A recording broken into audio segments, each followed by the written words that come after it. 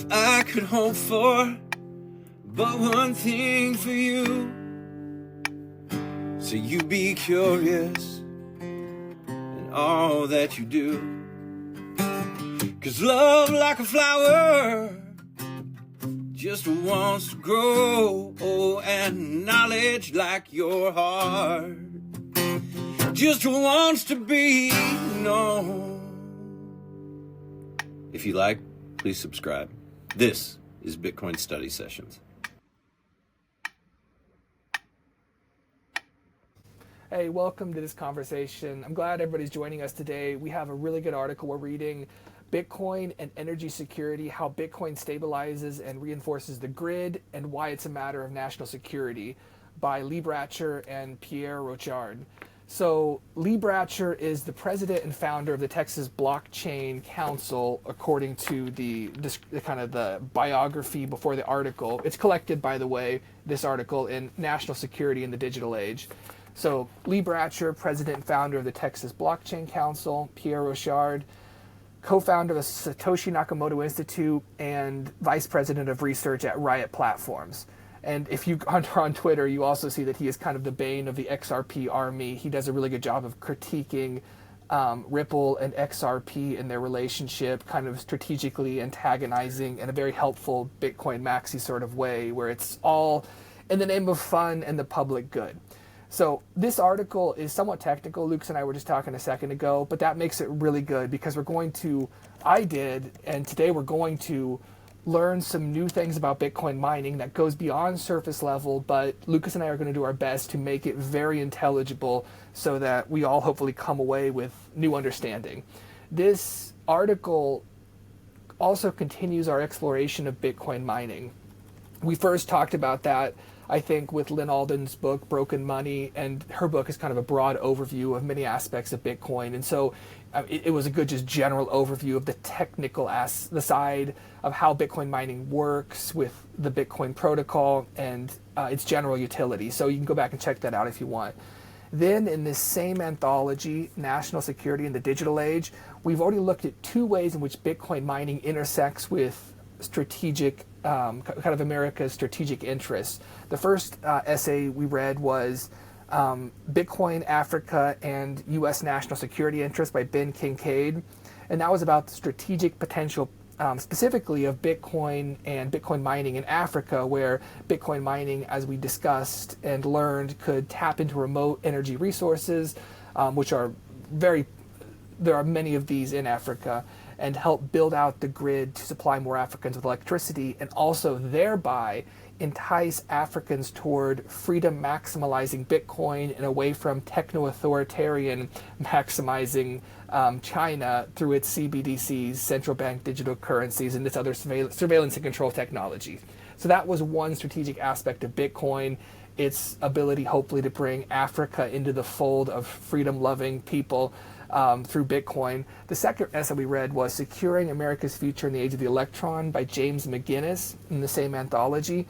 The thesis of that article being generally that we are currently in the age of oil, and where the monetary system itself is kind of quasi-pseudo based on oil through the petrodollar arrangement. But in the future, we're going to enter the age of the electron, where we'll switch from oil to solar and hydro, and where the monetary system becomes based in some way on electricity usage through an electrodollar arrangement, for which Bitcoin is well situated.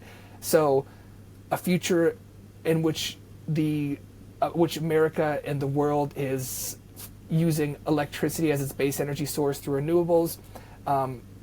There's a strategic interest for Bitcoin mining there, and also in the future of Africa. So today with this article, Bitcoin and Energy Security, How Bitcoin Stabilizes and Reinforces the Grid and Why It's a Matter of National Security, we're going to look at the strategic aspect of Bitcoin in making the U.S. electrical or power grid more resilient, which this article posits is a matter of national security.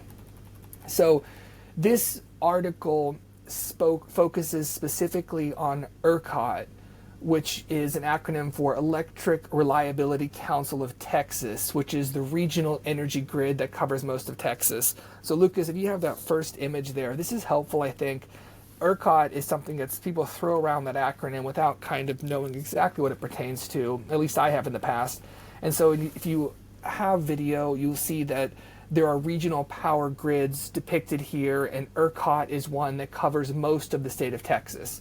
This article focuses on ERCOT, the Electric Reliability Council of Texas, which manages the flow of electricity for most of Texas, because that's an independent energy grid that is market driven, so it's well situated to effectively incorporate Bitcoin mining, and has done so, as we're going to talk about. Also, it's because it's mostly entirely within Texas, it doesn't really touch on significantly on interstate commerce, which makes it largely outside of federal jurisdiction, so there's less kind of federal regulation. So kind of a perfect storm for people that really want to innovate and just get right down to it and insert Bitcoin into the power grid, as we'll see can be done.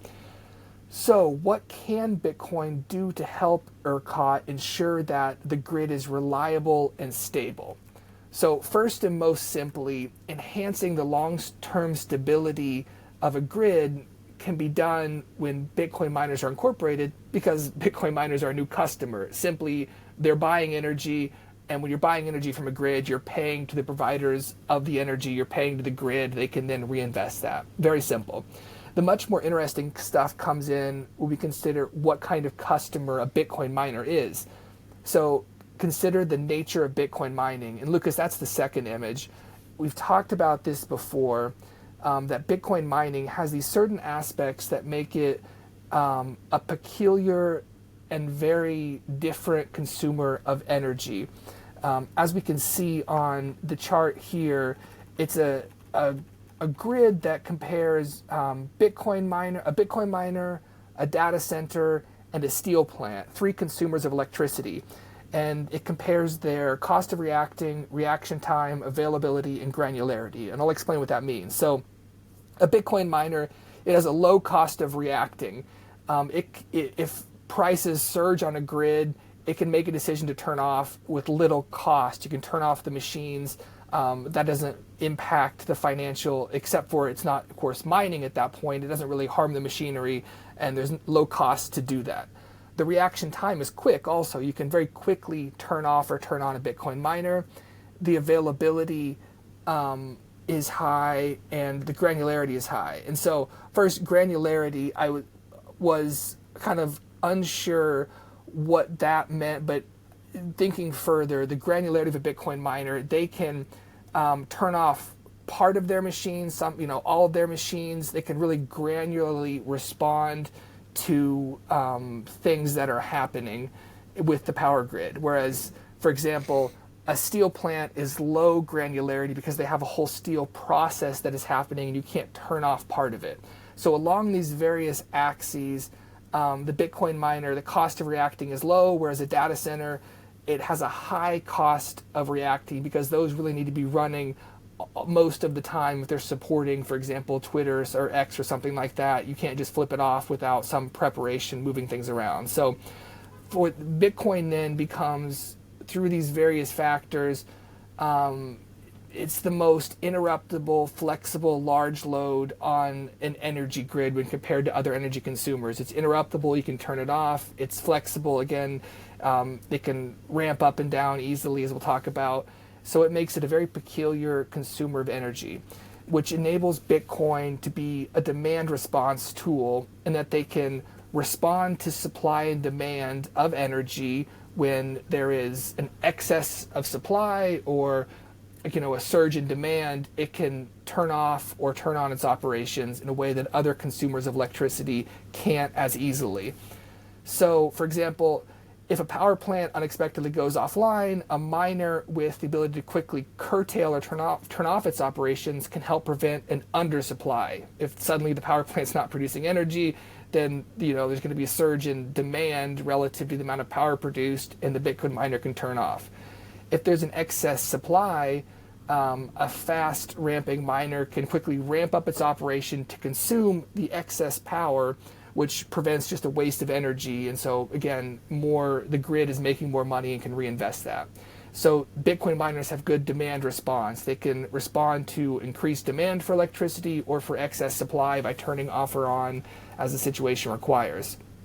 So ERCOT is well situated, as I mentioned, the regional grid in Texas to take advantage of this. ERCOT provides, its primary function is generating and delivering electricity. It also has what are called its ancillary or secondary functions, which is to help with grid reliability through things like demand response.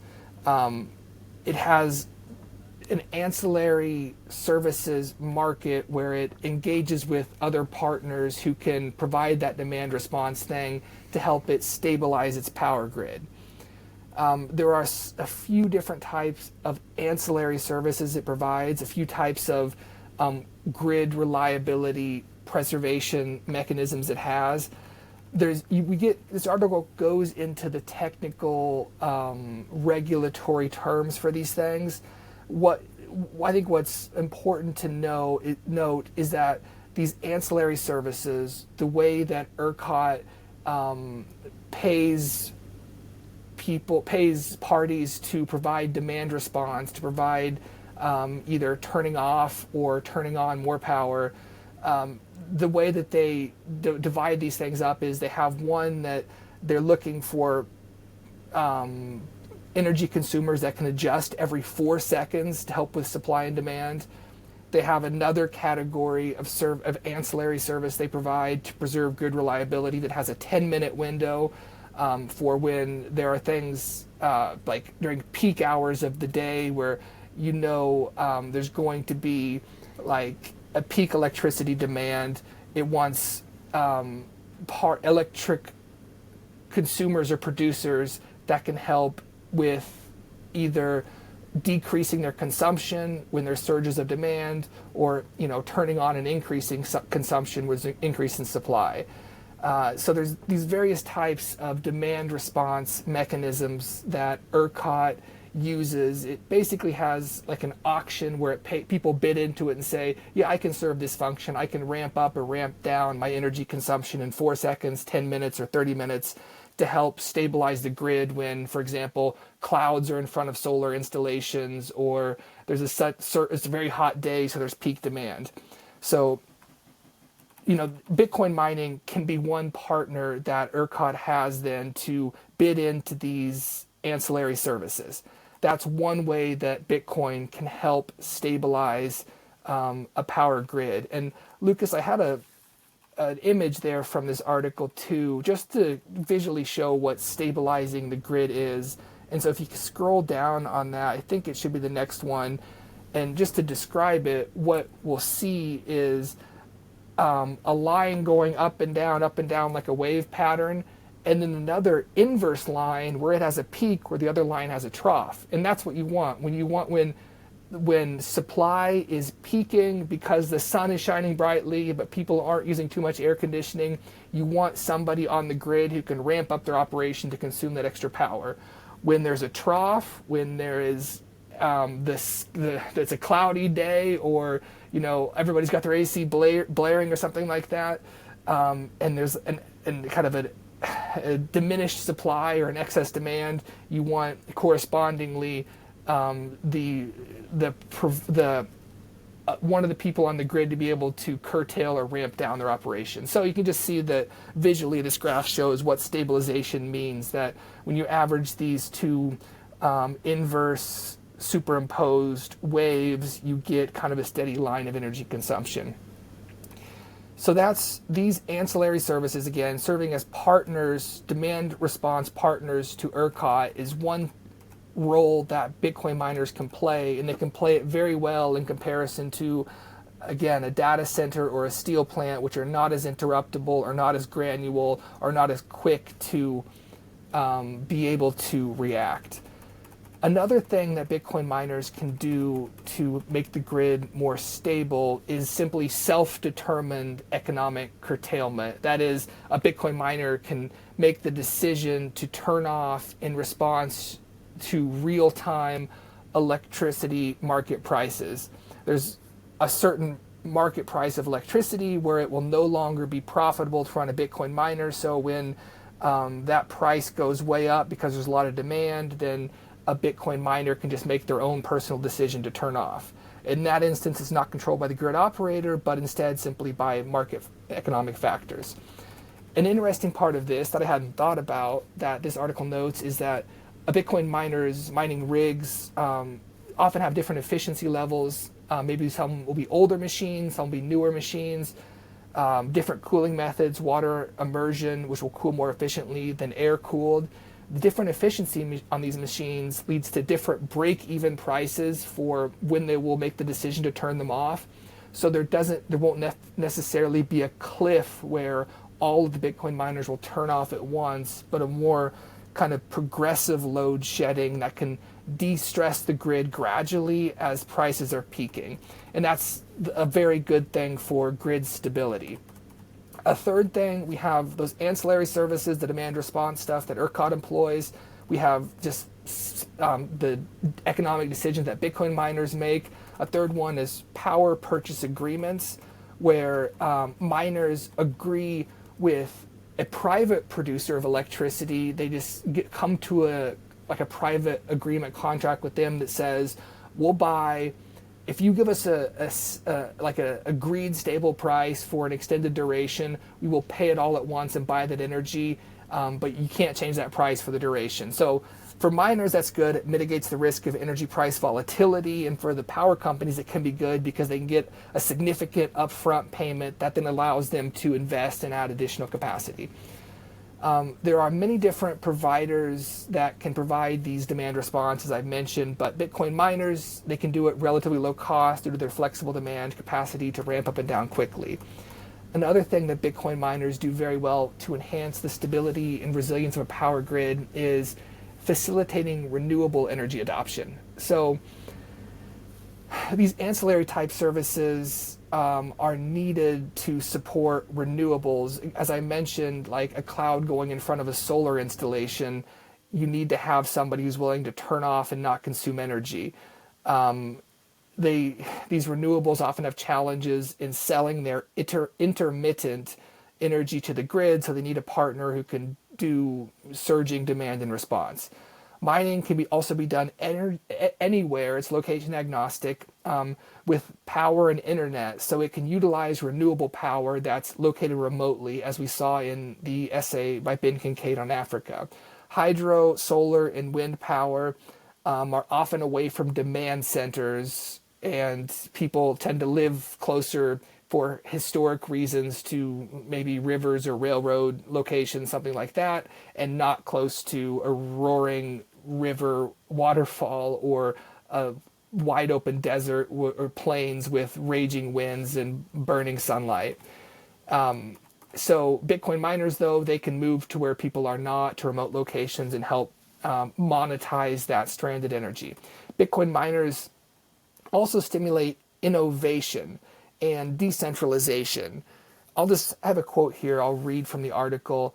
With the creation of geographically diverse points of energy demand, the Bitcoin mining industry fosters the growth of microgrids and other localized energy solutions. Such a transition reduces dependency on large, centralized power plants, thus improving the energy system's resilience against disruptions. Again, Bitcoin mining allows energy to be consumed in remote locations and not necessarily just next to a coal power plant.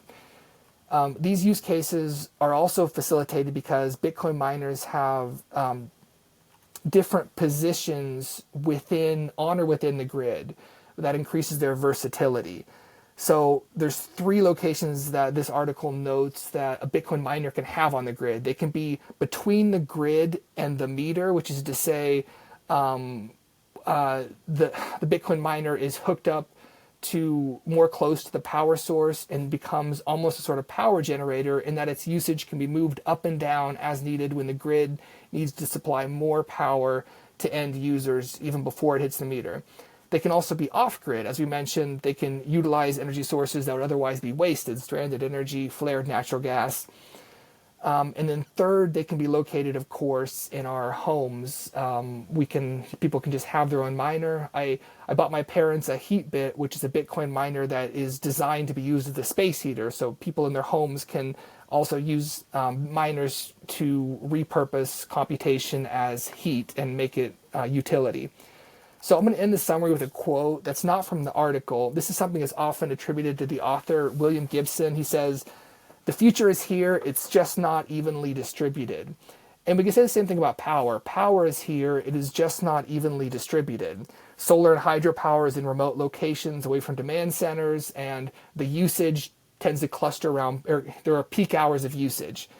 Bitcoin mining can help even out that peaking of energy through its demand response function, and it can also help exploit and use that solar and hydro that's in remote locations. So it can make energy more evenly distributed both in time and space.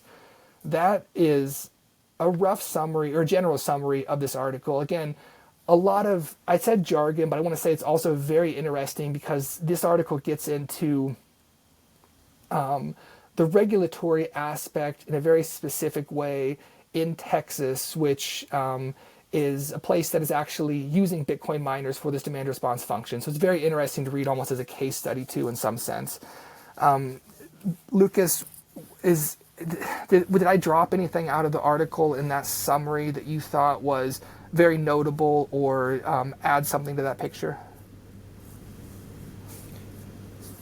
You caught all the high points. I think you did a great job. One thing that I wanted to point out and clarify, so the author works for Riot Platforms. We didn't say what that was. Riot claims to be the world's largest Bitcoin miner, and so this is someone who is intimately involved with this on a day-to-day basis in the operations side. I want to kind of take everything that you just said and see if I can dumb it down for an analogy for people who don't quite understand how energy grids work.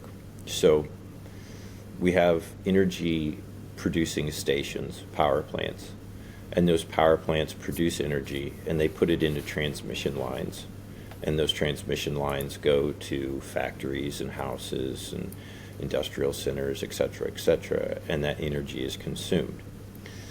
There is a problem that exists, which is that the energy consumption follows a pattern that is not always consistent. So I don't have it with me, I don't have it on me, but it's called the duck curve, which was a fascinating image from this book, which is basically, if you think about a duck's tail, so the feathers, they come down and then they go down into the body and then up to the head and then down through the beak.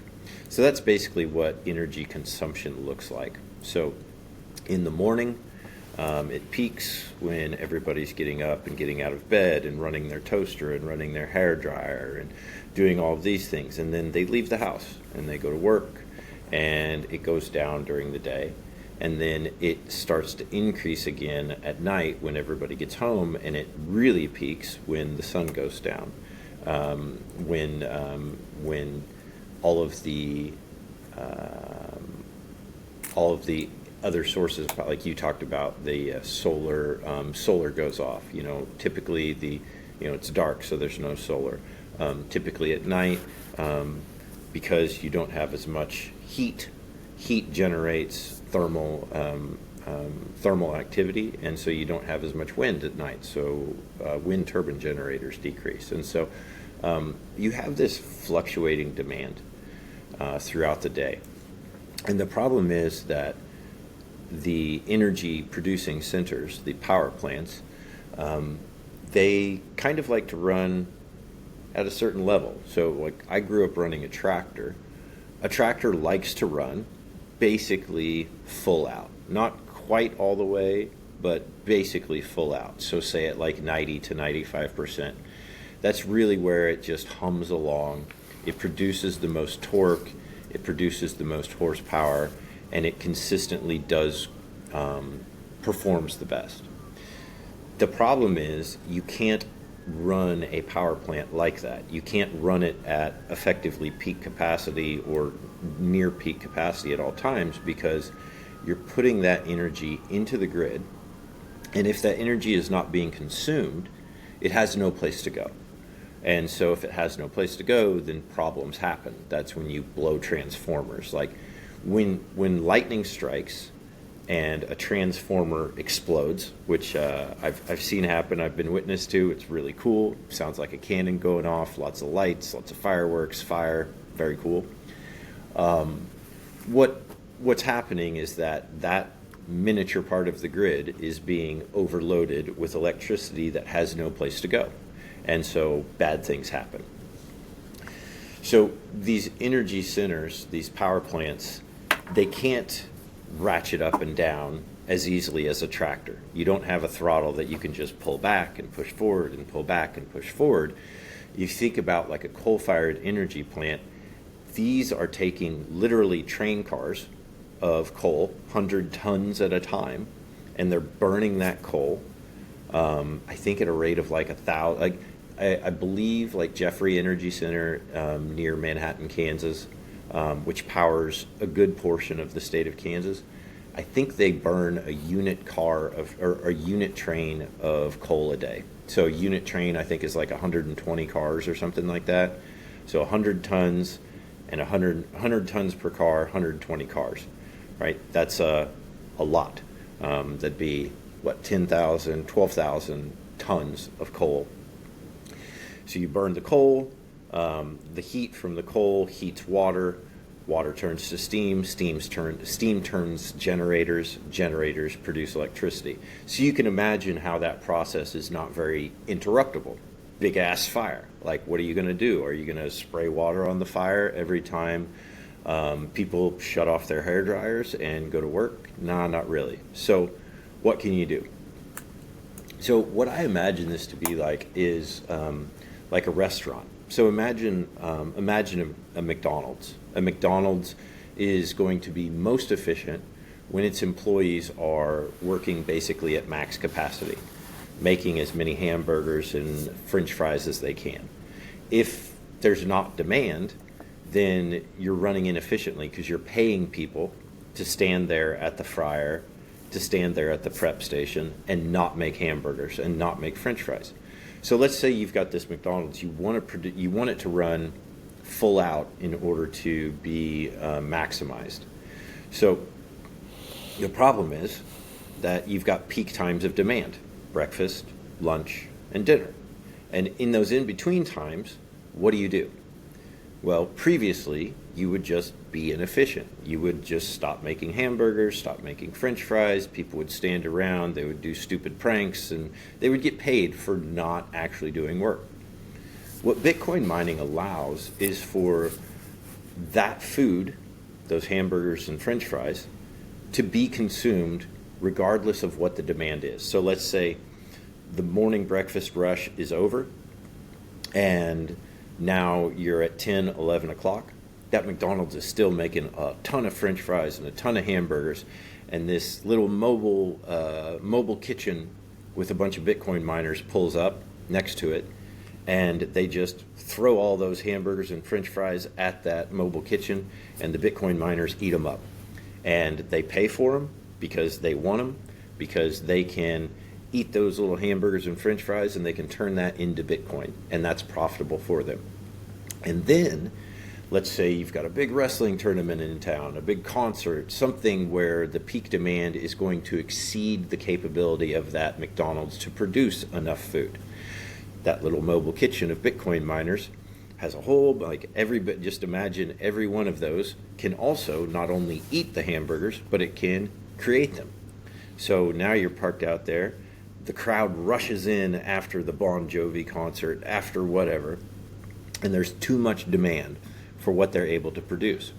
So now, instead of eating the hamburgers, the little mobile kitchen is making the hamburgers, and it's throwing them back. They shut off the miners, and they're making them, and they're throwing them back in. So it's stabilizing this grid. It's creating a demand for energy that's not being consumed, and then it's creating energy for demand that's not being met, in order to make sure that we have this balanced capacity. And the author gives the example, and by the way, so 2021, I believe, was the year that Texas had these rolling brownouts. So they had massive power outages across the state. They had a more severe than normal winter, and the energy grid was not able to keep up with it. And as a result, a lot of people and a lot of livestock suffered. We weren't able to heat homes. They weren't able to thaw ice so that animals could drink. There were a lot of people that truly suffered under this.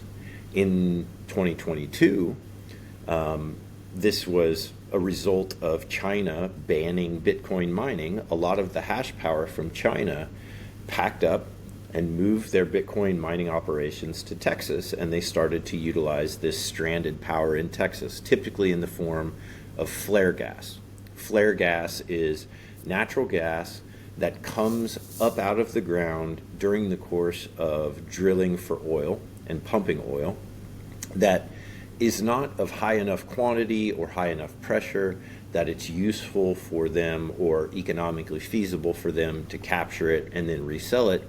And so what do? They literally light it on fire and they just burn it off. So there's a constant, never-ending, everlasting flame that is just wasting power. And so these Bitcoin mining operations, they were able to take that, capture it, burn it, turn it into heat, turn that heat into steam, steam to generators, and power their Bitcoin mining. And they were able to do exactly what I just described in the McDonald's mobile kitchen example and stabilize the grid.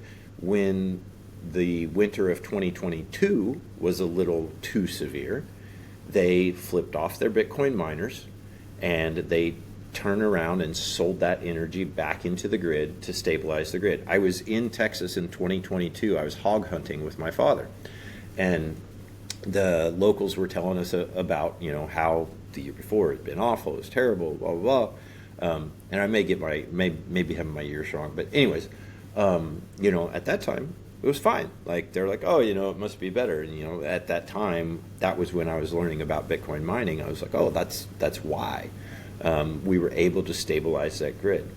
One of the things that is a huge security threat to the United States right now, and actually most countries around the world, is that their energy grids are very fragile.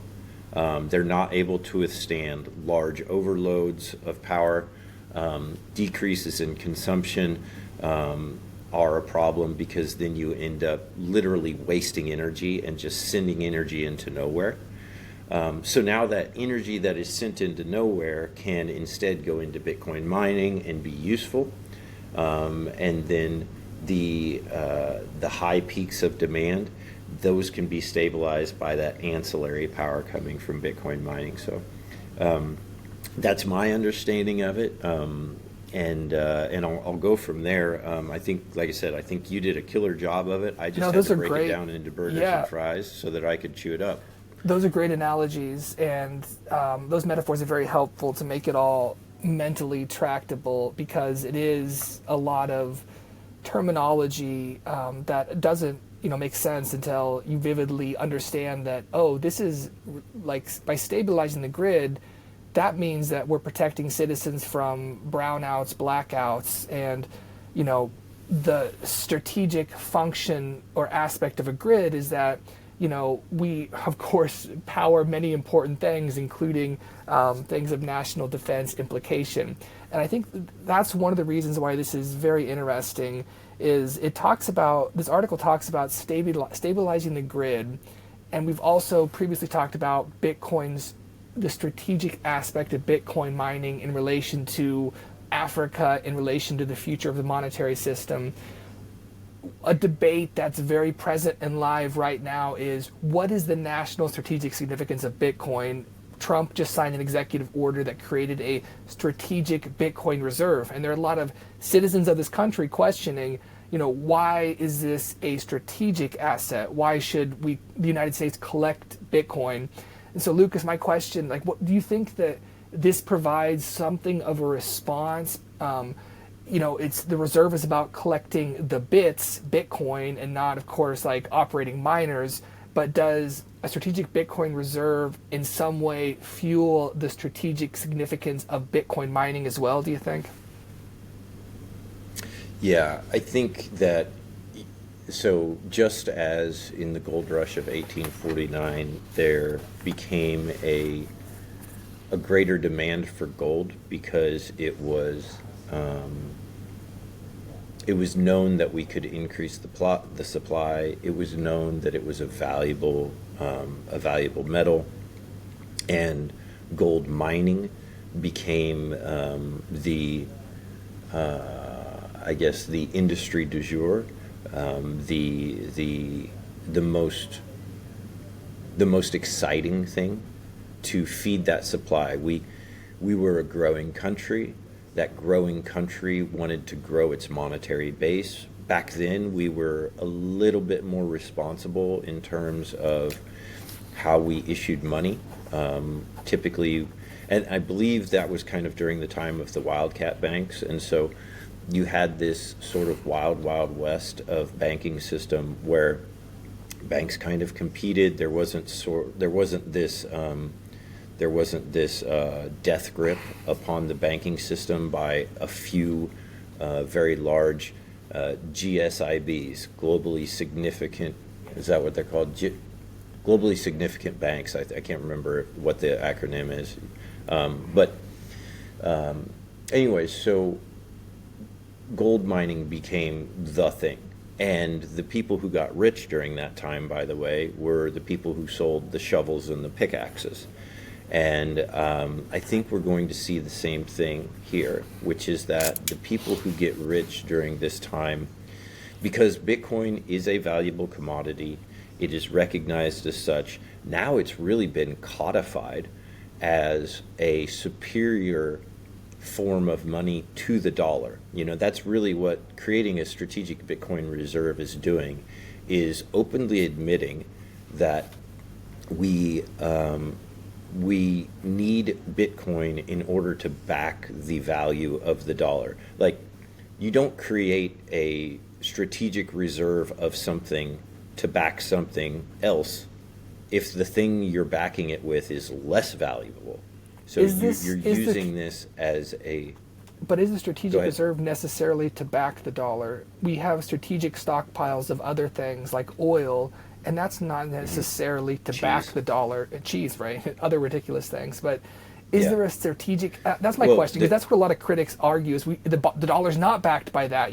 We don't need that in the same way that other countries need a stockpile of assets in order to ensure that they have access to oil, or that they can convert to dollars or whatever. Is there a national security significance to Bitcoin that goes beyond an implicit potential backing to the dollar, do you think? Yeah, so I'd actually challenge what you're saying there and go back and reference what you said in the earlier part of your introduction here, which is that we are moving from the age of the petrodollar to the age of the electron. And so the strategic oil reserve is absolutely backing the value of the dollar, because we are in a petrodollar system. And so I know that it seems like, oil, we just need oil so that we can refine it, we can run gas, but that is the commodity, that is the money, that is... what we're learning as we're going through this, or at least what my takeaway here, is that energy is everything. That a society that cannot reliably, safely, and securely provide for their own energy, they are beholden to the interests of another power. And so when you operate on a petrodollar, then you need a strategic oil reserve. When you operate on a gold system, just as we did previously, so Bretton Woods, gold had a strategic Bitcoin reserve, or a strategic gold reserve. That was Fort Knox. So yeah, we moved from Fort Knox to Teapot Dome, or to the strategic oil reserve. and now we're moving to a strategic Bitcoin reserve. So I don't think that those are different things at all. I think they're actually quite the same, in that we went from gold backing the dollar to oil backing the dollar, and now we're going to Bitcoin backing the dollar. And each one of those is implicitly, and I would say somewhat explicitly, acknowledging that the dollar itself is worthless, and that the thing that gives it value is the gold or the oil or the Bitcoin. Also, of course, assisted by the implicit threat of force from the United States military. Use our gold-backed dollar, use our oil-backed dollar, use our Bitcoin-backed dollar, or we'll bomb the shit out of you. If you don't, or if you do, we'll keep your trade routes open. But if you don't, it'd be, that's a nice country you have. It should be a shame if you had a political uprising. No, I see what you're saying, and I mean, I don't disagree that there maybe is some way in which Bitcoin is being a strategic reserve, is a way to begin to make it something that backs the U.S. dollar or whatever.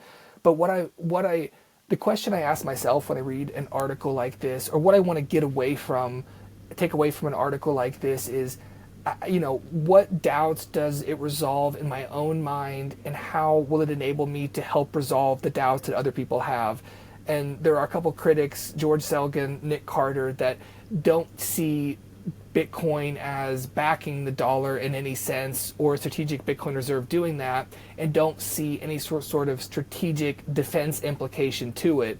I mentioned in a tweet to Nick Carter that, check out the software thesis, and he kind of glibly responded, that should be written on the walls of an insane asylum, right? So there are people who resist it to... That. Yeah, there are people Jason Lowry loved that too.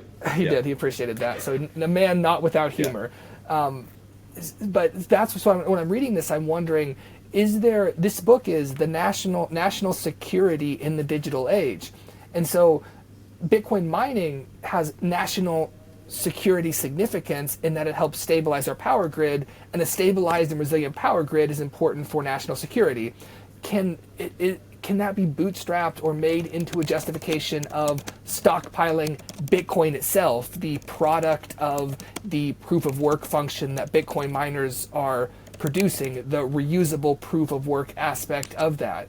And thinking to myself, relevant to Jason Calacanis, that's his last name, the All In podcast?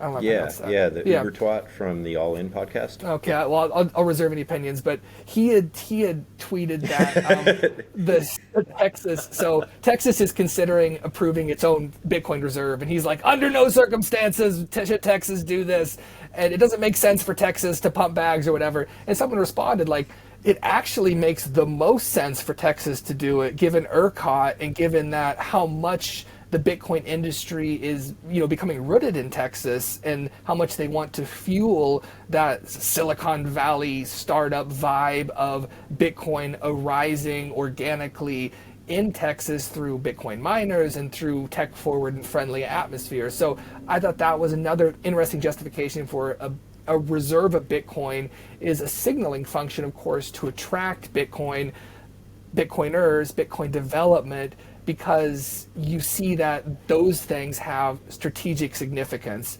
So again, just to respond to my own concerns, that the questions people are asking, what's the security significance of this coin, these bits or whatever? Maybe they support the development of a domestic mining industry, which has security implications because it stabilizes the power grid, makes it more resilient. Yeah, so I think I can summarize how I would respond to those detractors with a famous quote that I believe it's Nishi. Those who were seen dancing were thought to be insane by those who could not hear the music. And I would say that applies to Selgin. I would definitely say it applies to Jason Calacanis. this is punching up quite a bit as far as it's a great podcast. I listen to it. I'm a fan of it. I'm not a fan of Jason Calacanis because I think he's a very small man with very big friends, which is interesting because it says something about that friend group.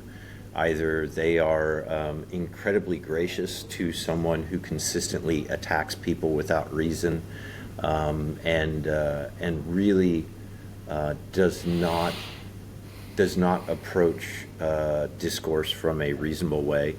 But it also, of course, says something about Jason Calacanis that he's a small man with big friends. So maybe I'm just judging him completely wrong. I do believe that it is absolutely clear he himself has zero understanding of Bitcoin, other than to say that he owns it, which I believe it came out in a tweet that it's actually his wife who bought it. And so maybe he doesn't even understand it at all. Selgin has some interesting takes. I've debated with him a couple times and found him to be a bit pompous and not really able to clarify his thoughts on things that seem to be absolutely clear to me. However, he's a widely recognized intellectual giant, and so I shouldn't take shots at him.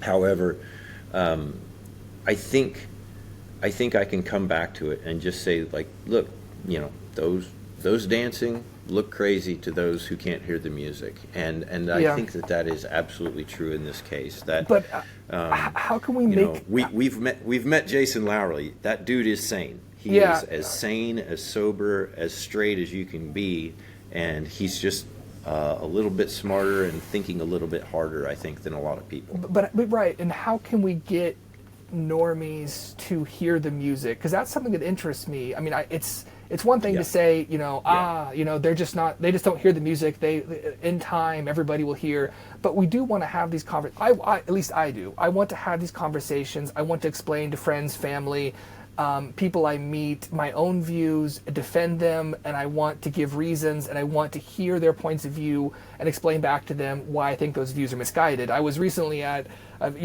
dinner at a friend's house or whatever, and there were people there, and a friend had mentioned to me that he thought Bitcoin mining was screaming lottery numbers into the void, which I thought was a very good a very creative characterization. That's interesting. Yeah, and so not without its poetry, right? But he was using that formulation as a critique, that because he also was like, if all we were doing is all these like vast warehouses of machines consuming vast quantities of energy and screaming lottery numbers into the void, is that a good thing?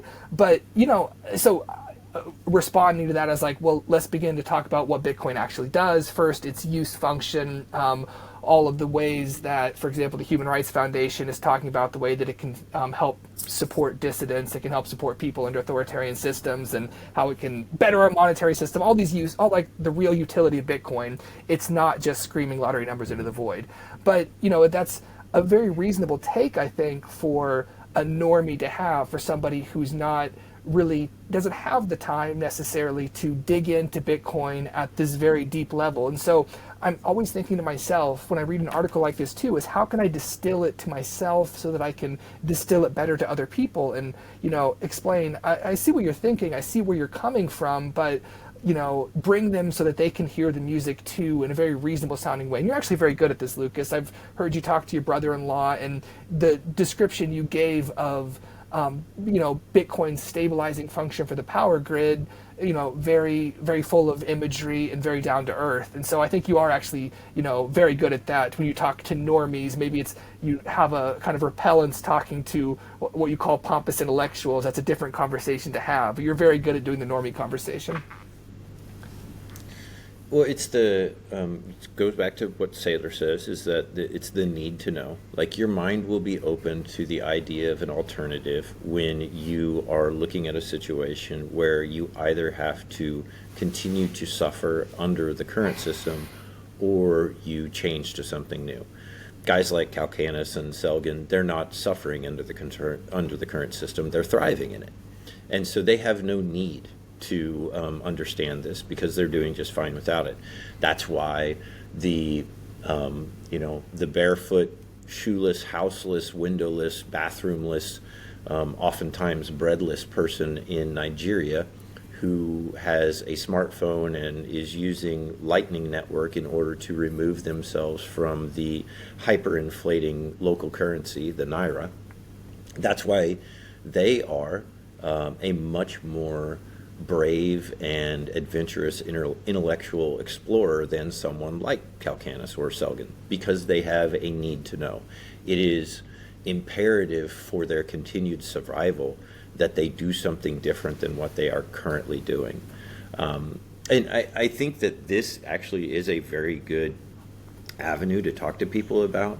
So your friend, the screaming lottery numbers into the void, that's an interesting take because it does show that they do have a bit of an understanding of what Bitcoin mining is, right. which is that you are effectively, you're brute force using computing power to take guesses at the answer to a very complicated question, which basically just guess these prime numbers. Right. It's interesting that they understand that, but they don't understand the benefit of it. But then I think we need to come around to understanding you can't understand Bitcoin until you understand the dollar, and you can't understand Bitcoin mining until you understand the current energy grid. So let's go with the first thing. You can't understand Bitcoin until you understand the dollar. Why would you? So this is the dollar thing that people just don't recognize, but why would you, two questions, why would you ever store the value of your life's work in something that someone else can create for zero cost? That's the first question about the dollar. That should get you to think about the dollar, because every time that the government creates more money out of thin air, it makes every single dollar that every single person in the world has worth incrementally less. And it's incrementally at an exponential rate, because we are increasing the amount of money exponentially as we enter the end of this debt cycle, where the currency starts to really hyperinflate, where it starts to die much faster. We are in the beginning/middle stages of the death of the US dollar. The second question there that I really think people should ask themselves is, if the government can create currency out of nothing, why do they need to tax you? What is the function of taxing you if they could just make that money up for themselves? Why do they need to take it from you, which is your work, your efforts, your life? Why do they need to take that when they could just create it for, this is supposed to be a good relationship that you have with your government. Why don't you just help a brother out, man? Like, hey, you don't need to eat my hamburger. You can make your own for free. I had to work for this one. I had to slave away for this one. I had to do something for this. So that'd be my explanation on the Bitcoin and the dollar. But then down to the bottom, Bitcoin and the current energy grid is, yes, you can talk about Bitcoin mining as screaming lottery numbers into the void. That's fine if you want to. By the way, you scream lottery numbers into the void, and then in return, occasionally you get the most valuable commodity that's ever been discovered in response. But you can't understand that until you understand the current energy grid, which is often screaming energy into the void. Mm-hmm. We are oftentimes creating energy that is not consumed, that we just waste. Yeah, I wish that's the response. You were screaming energy into the void. That's a really good response. Yeah. Yeah. I like that. I mean, you're just it's like you've got a race car, and you're just sitting there at the starting line, and you're just doing burnouts, just blowing tires all day long. Yeah. And then every once in a while you have to race. Yeah. And you're continually, you're paying for the tires, you're paying for the fuel, you're paying for the replacement parts that you blow up, you're paying the driver, you're paying to maintain it, you're paying the crew. But only in those certain peak load times are you actually using the race car as a race car. The rest of the time, you are simply blowing off energy that otherwise, if you don't blow that energy off, it's going to blow up your car. Yeah. So yeah, that I guess that would be my response to what you're saying there. Yeah, man, that's the 2 day later in the shower response I wish I would have thought of. So I'm glad we could come. Yeah, I know. Climb back. Remember that thing you said remember that thing you said about the lottery tickets in the void the other day? Because I got this other thing. That's the famous Seinfeld episode where what is it? Jason Alexander Costanza. Yeah. What is it? Toilet or something about a toilet. Like I can't remember. Oh yeah. No. It's he called. Comes up with the perfect. Right, stairway remark. They have. I think that's the common phrase for it. The thing you think of at the bottom of the top of the stairway or whatever after you pass somebody. Like, I wish I would have said that. But no, that's why it's very helpful for me to read all these things, not so I can appear clever in the moment, but so that I can hopefully address bring them into the fold. Because I feel you feel bad about talking about this stuff at parties because how pompous or how boring can you see if you're going on and on about Bitcoin or whatever personal thing you're interested in. But you also, I mean, as anybody who is into Bitcoin knows, you have a fire that is lit by a certain justified sort of righteousness because you do believe it's connected to human rights, to the future of the monetary system, and to monetary sovereignty and well-being. So you want to spread this. So these types of articles, very helpful for me. One thing I found really interesting too in this article, so ERCOT utilizes these ancillary services. Again, the regional grid in Texas is called ERCOT. Its primary function, of course, getting electricity to people. The ancillary function is making that stable and reliable, that delivery function. A process that it uses to do this is telemetry. So I ChatGPT'd that refers to the automatic measurement and transmission of data from remote sources. In a broad sense, telemetry systems collect information like voltage, current frequency, or other performance metrics. So this vast amount of information is coming in from the system to talk within the system about how much energy is being used, etc. And Lucas, I wonder if you could, in this is incredibly interesting. There's a link toward the top of this sheet. If you could pull this up, it says for ERCOT dashboards. It's right below the picture of the regional grid on there. There's a website that ERCOT has that shows a lot of these dashboards that they have for the current state of the ERCOT grid. And you see very vividly what telemetry means, what it means for the grid to talk to other parts of the grid and to give information to people who are using the grid. You have a real-time picture of supply and demand, grid conditions, locational prices, generation outages, fuel mix, energy storage resources, system-wide demand, ancillary services, DC tie flows, whatever that is, weather forecasts, system-wide prices. All of these this real-time information is flooding in through this telemetry, through these remote sensors throughout the grid. And this reminded me... I'm trying to pull it up, and it says I'm denied. Oh, wait, is it real-time? I was able to click on the link and get it pulled up, but so I don't know. Okay, but it's if you Google ERCOT, E-R-C-O-T, you'll be able to pull this up yourself. And again, the dashboard just shows the amount of real-time information that's being collected about the power grid so that they can make sure it's stable. So that, again, they can engage Bitcoin miners so that they can, in maybe 5-second increments, turn off and on, maybe 10-minute, maybe 30-minute, depending on the level of ancillary service they're providing. It appears I'm being denied access because I have a Malaysian IP address. I deny you access to. Very fair. So that's a good thing. Plus one on the security of the Texas grid. Deny you access to. Nice work. Nice work. Potential. Right. But the thing that interested me about this, I mean, it's fascinating in and of itself, is that one of the most difficult concepts in Jason Lowery's soft war thesis for me to understand is his idea of that Bitcoin might be a planetary scale computer, that it might be a macro chip, that it might be utilizing the power grid in some sense to do its computation in a way that makes it like almost like the Earth is a motherboard or whatever.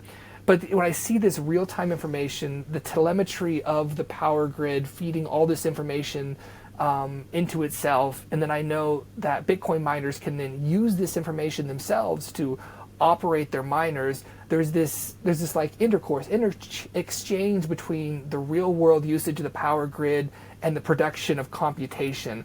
Again, I can't grasp how this is all related. I find it very interesting. This is the most speculative idea, I think, in Lowry's thesis, that there might be a macro chip, a planetary scale computer.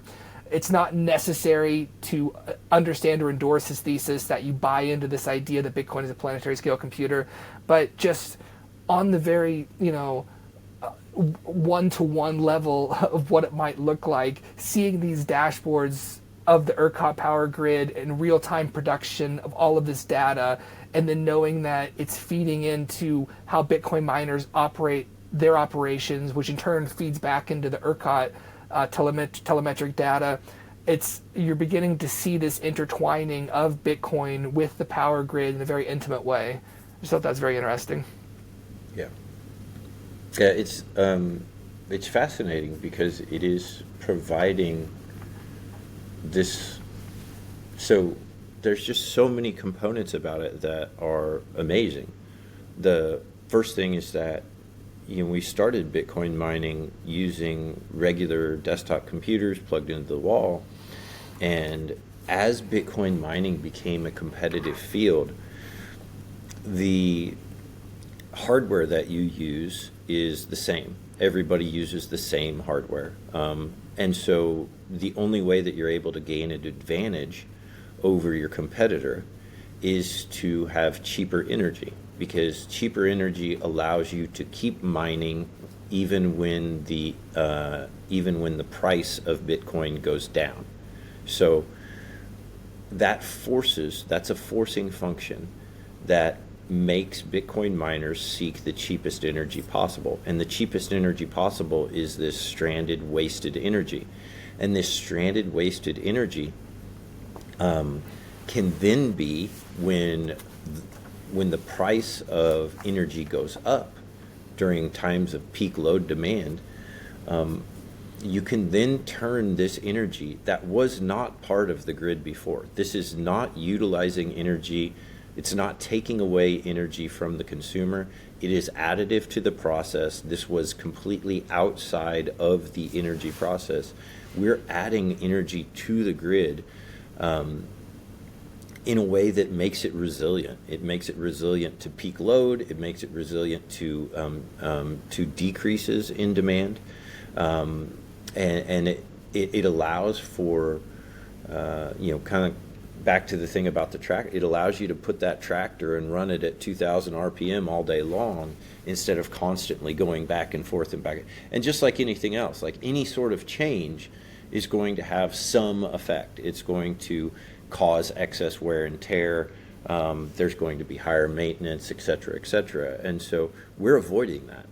We're stabilizing energy grids using Bitcoin mining, and there's a benefit to all, not just to the miners, not just to the holders of Bitcoin, but to the person who walks up in the morning, yawning, blinking their eyes, rubbing the sleep out of their eyes, and turning on the toaster and turning on their hairdryer. That person is benefiting as well. Yeah. And so it's fantastic. Yeah. Yeah, this question, I think, is related to that. The regular person does seem to benefit when Bitcoin miners are integrated into the power grid. An irregular person is the crypto anarchist. The crypto anarchist often complains about Bitcoin's integration into political systems because they disagree with the idea of the state, and they see like Bitcoin's kind of genitive function being that it is some sort of complete opposition to the way things are. One thing this essay or article does is it advocates for like better regulatory and legal frameworks to better allow Bitcoin miners to integrate into ERCOT, etc. Definitely, you might say an approach that is assimilationist into the current political system rather than like oppositional. Do you think that a crypto anarchist, a cypherpunk, would have to be who would they feel threatened? I guess that. Does it threaten Bitcoin as freedom money that miners at scale are being integrated into grids, which are politically regulated entities, and are benefiting or not benefiting from political regulation and seeking more amenable regulation? Is that just like capitulation of the initial dream of Bitcoin, or is it just like the way things are in a good development? I would probably separate out the crypto anarchist and the cypherpunk. I think the crypto anarchist is, yeah, I mean, if your desire is for complete anarchy, then what that results in, like Robert Breedlove said, is fighting to the death over every sandwich, and that just doesn't work for anybody. It's just that's a zero-sum process. It's a negative-sum process. Like we go backwards as a world, as a society, just so that you can have the freedom to do whatever you want. I guess I would conceive. Yeah, Lowry. Go ahead. Go ahead. No, I would conceive of the crypto anarchist as somebody not against the rule of law, but only for a cryptographically enforced rule of law that's not by state entities, but is by neutral, permissionless protocol. Well, that's what I would call that's why I was separating them, because that's what I would call the cypherpunks, which cypherpunks are inherently, cypherpunks are inherently collaborative.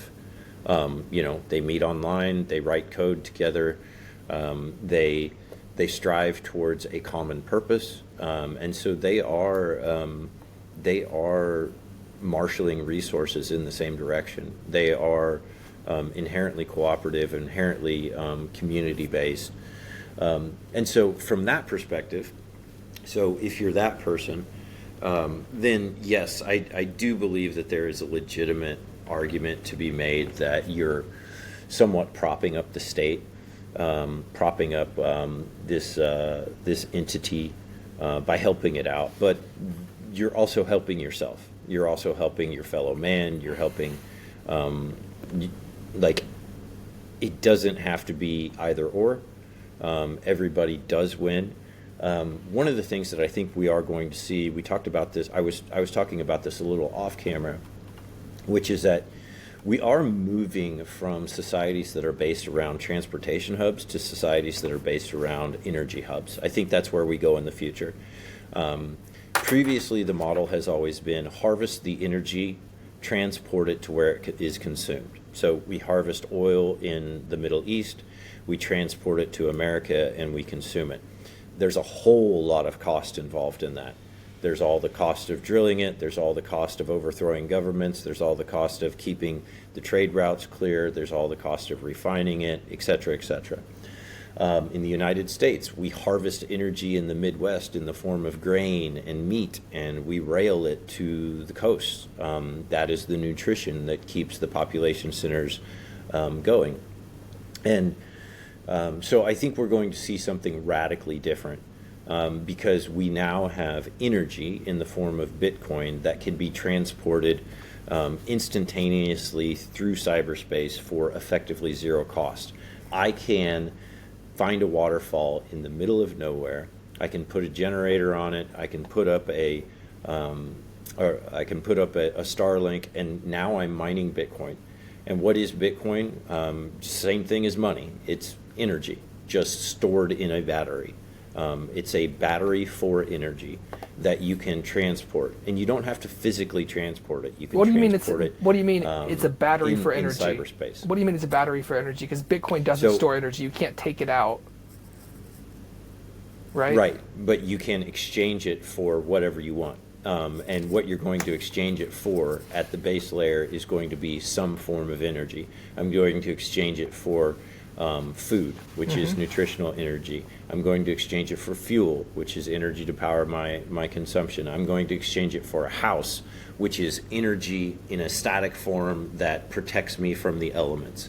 Everything can be boiled down to some form of energy, some form of power projection that we use. It seems like a value. I think that. It seems like a value battery and not an energy battery. We store value in it. That's what a ledger is. Okay. So fair. I mean, because I hear people make that critique often that it's not an energy battery. It's not an energy battery. I see why the way you've explained it makes sense. That it does. You can't exchange it for things which are practically energy. So you put energy in and then you exchange it later for something which is energy in another form or whatever. That makes sense too, but it just seems like that can also be described as a value battery. So yeah. Yeah, I mean, you can buy something you value with it, such as a book, which is just someone's mental energy. So yeah, I mean, semantics back and forth. Right. It's fine to use either one, but yeah, you are now able to secure. Now able to monetarily secure your future, so long as you have a willing market participant that you can exchange that for. Now, there is going to be the case that you're not able to have that market. And so that is a cause for you to have your society based around the energy source. So that your population center, instead of being based around, your population center right now is a consumption center that you ship energy to. And I think the population centers of the future will be based around energy sources that you ship consumption out of. That you ship products out of. So I think we are slowly at first, but then it is very much happening right now in Africa. Alex Gladstein and other people are talking about this a lot. You put a Bitcoin mining facility somewhere. And that means that you have excess power. And so if you have excess power, well, you can have lights, you can have roads, you can have electricity, you can have all kinds of things. So why not put people there? Well, and it directly brings... The cost and the ease of getting people to places is going down. Drone copters and stuff like this. So the obstacles to, like, remote places are becoming less and less remote because getting somewhere is becoming easier and easier. Yeah, and it directly draws in people. It's like a mining town where, the mine arises, and then all the barber comes in to cut the people's hair who work in the mine, and then the farrier or whatever comes in to shoe the horses or whatever. So the cobbler, all these people come in. Yeah, the apple cobblers, the pear cobblers, all these different cobblers come in. So I don't know. Cobbling things together. No, that's really cool, though. The idea, in the age of the electron, talked about that, James McGinnis, that I think you're totally right, that the future, right now we have demand centers, cities located far away from energy, but, if new cities arise, then it makes sense that they would do so around those just like endless sources of energy, a raging waterfall that's just screaming energy into the void, right? That in some future point, could be providing for human well-being, so, yeah. Well, and you can make the argument in another way too. So there is the argument that it makes sense that the population centers are going to move from centers of consumption that are transportation hubs to centers of energy. Yeah. But you can also just look at what are major metropolitan areas, like what is their primary economic activity. It used to be that it was the citadel, that it was the center of industry, that we shipped raw materials to these places. We had, they were often built on rivers so that we could use the river to generate power to run a factory, to create something so that we can take raw materials and turn it into an in-use product. That's no longer the case. The case now is that these major metropolitan areas, Singapore, New York City, Japan, Tokyo, Beijing, Beijing a little less because there's some industry there. But primarily what they're involved in is white collar work. So primarily they're involved in effectively pushing paper, taking from here, handing off to here, and taking a cut out of the middle. And those are the industries, those are the jobs, those are the sectors that will be most quickly and most violently disrupted by artificial intelligence. Because anything that you can do remote is something that can be done by code. And so you don't have to instantiate a physical real world hardware in order to replace a financial advisor, an accountant, a lawyer,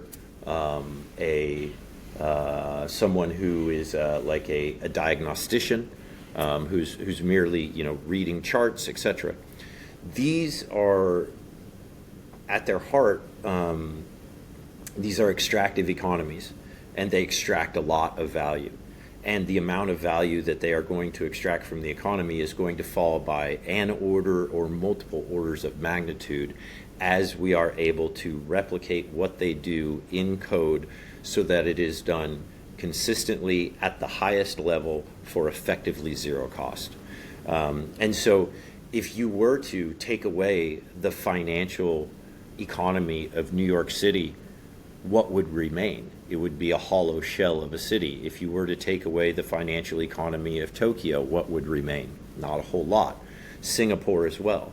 And so what would then be the reason for people to be cloistered in these incredibly dense population centers where they are literally stepping over each other on their way to work, where they live in a 600, 800, 1,200 square foot apartment and are trapped inside in fluorescent light all day long, not able to touch grass, not able to experience nature, or see a tree, where it's rare to ever witness a butterfly or something like that. Yeah. What would then be your reason to stay there? And I think that I don't think that there is a reason to stay there.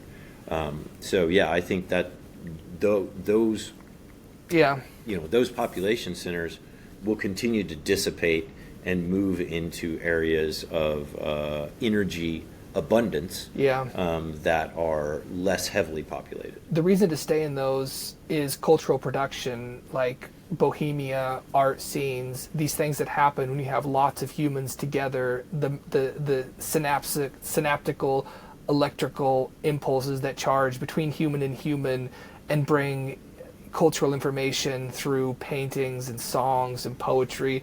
I mean, that's notoriously why people want to live in New York City, and people have this romantic idea, justified, I think, because artists tend to cluster around romantic junctures or whatever. But I bring that up not just... But they always get forced out. They do, and there's gentrification that happens. So that they always get forced out. Yes. Because the artists go to, that Mexico, there was a documentary I watched recently on Mexico City where they talked about this exact same thing. Mm-hmm. Over the last decade, they had this, like, so a ton of people from Brooklyn, like specifically Brooklyn, which is a very kind of bohemian, cultural, artistic area in New York City, moved to Mexico City simply because they could not afford, you're an artist, and what goes before art is just starving, is that you typically don't have a whole lot of funds. So they all moved to Mexico City, and there was this incredibly vibrant scene. And then what happens? You create this beautiful, vibrant scene full of culture, and then the people who want to consume that culture, who don't create it, but they have higher paying jobs and more economic more economic capacity, they follow. Yes. And when they follow, they end up overbidding and out. They end up forcing those, and that's what's happened in Mexico City now, which is that bohemian group has been forced out, and those artists are no longer there. Yeah. No. So yeah, they're an incredibly migratory group. Yeah, I definitely, I witnessed that. I'm in Kansas City right now. I lived here in the past. I went out and lived in a neighborhood that was very cheap to live in the inner city. At the time, there had been a lot of white flight to the suburbs, and it was an area that there was a lot of crime and things like that. But there were also like a lot of artists that lived there because it was close to downtown, nice architecture, very, very cheap. And so people that worked in theater and stuff like that, they could live there, be close to the cultural institutions downtown that they were employed at, and also pay the rent. And then, just as you mentioned, in this part of town, the property prices have gone up, and it's begun to price out these people who have then moved further out as the patterns of white flight reverse themselves. People in suburbia floods back into the inner city, and an never-ending pattern, as you mentioned. People do chase that bohemian vibe. But I mentioned this; it's relevant to Bitcoin and what you're talking about, because there is a cultural aspect to Bitcoin. That's why there's a profusion of podcasts.